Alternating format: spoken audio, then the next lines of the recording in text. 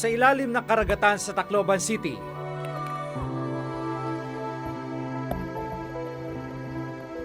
hindi lang mga lamang dagat ang nahanap ng mga lokal na mangingisda.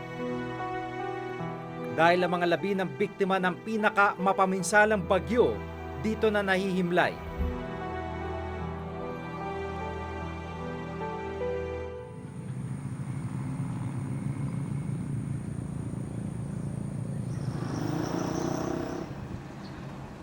Nang manalasang Super Typhoon Yolanda noong 2013, 6,300 ang opisyal na idineklarang nasawi ng pamahalaan. Pero marami pa rin ang nawawala.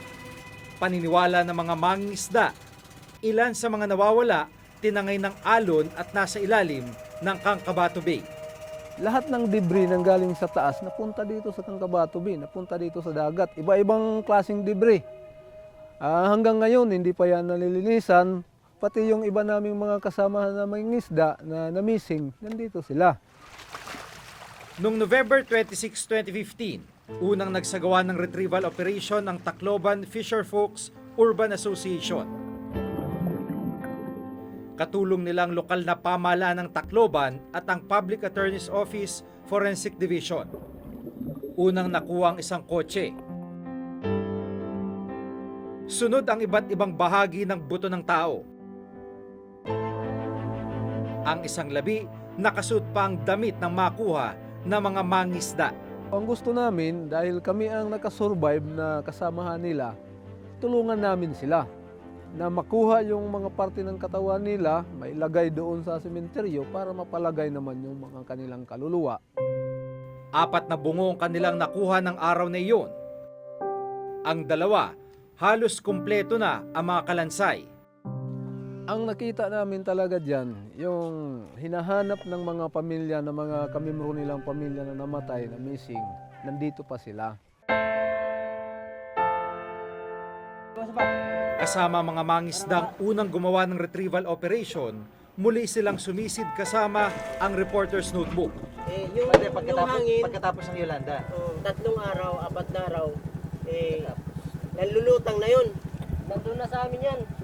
Sa gilid na ng bumabaho na hanggat na na lang sila. Lumubog. Na lang.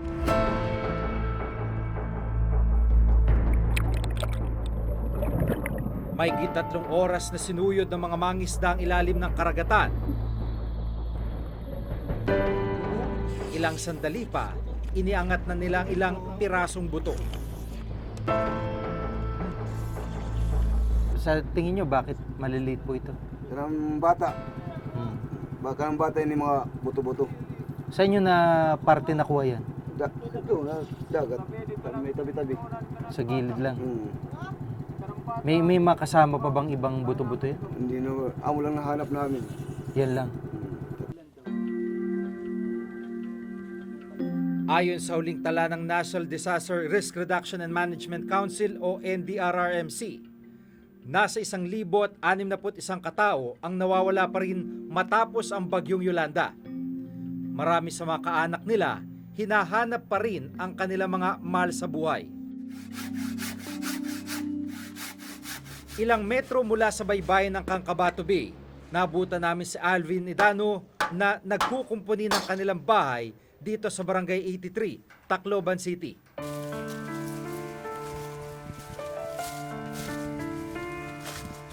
Ito yung flooring namin, yung bahay namin, dito yung pinto, dito yung kitchen namin, doon, at dito namin yung banda yung CR namin. Siyempre masakit na ganyan ang itsura ng bahay namin, flooring na lang yung nakatira. Wala, masakit talaga.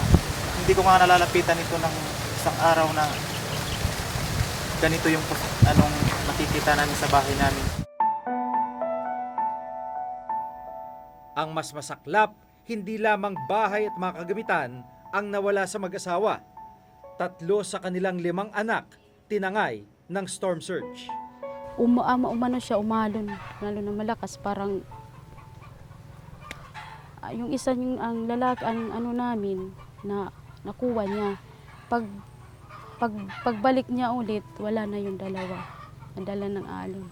Yung bunso ko po, nasa Father-in-law po nasa kanya. Pag tingin ko sa kanya, wala na yung anak ng bunso ko, yung 3 years old ko po. Yung mga araw noon, nasa puno ako ng kahoy, makyat.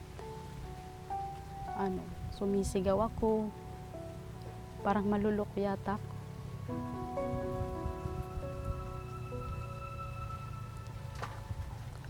Wala na akong pag-asa na makita sila. Ako, umaasa pa rin ako na makikita ko sila kasi meron nang magsabi na meron daw mga bata na nakuha tapos ilinipat la sa ibang lugar. Siguro kung totoo man yun, makasama rin yung mga anak ko doon kahit isa lang o dalawa. Sa akin kasi napakasakit naman na makukuha sa akin yung 3 kaagad. Kahit traidya yan, masakit din. Umasa pa rin ako nga sana mayroon akong anak doon na nandun.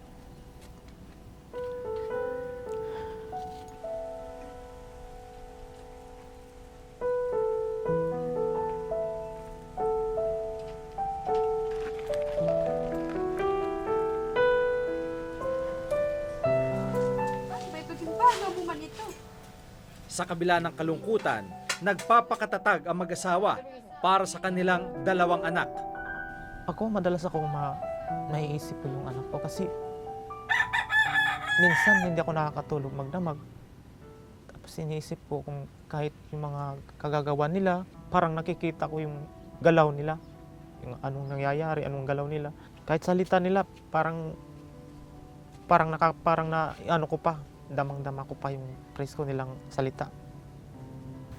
Sa ngayon po, kahit ako saan magpunta, sa gabi,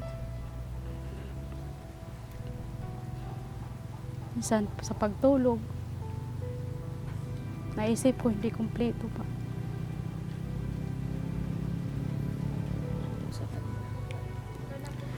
Sana nagdadarasal ako kung saan man sila ngayon. Sana nasa mabuti silang kinalalagyan. O buhay pa sila ngayon. Nihantay ko pa rin silang bumalik.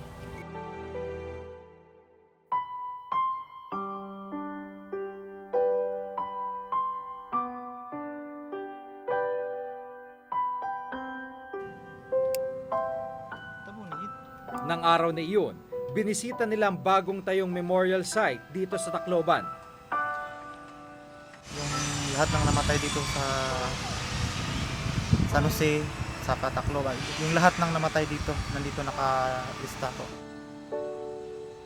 Pinagdasal po namin na sana kung patay na talaga kasi hindi namin nakikita, sana mapataas sila. Punta silang langit lahat, yung mga 3 kong anak.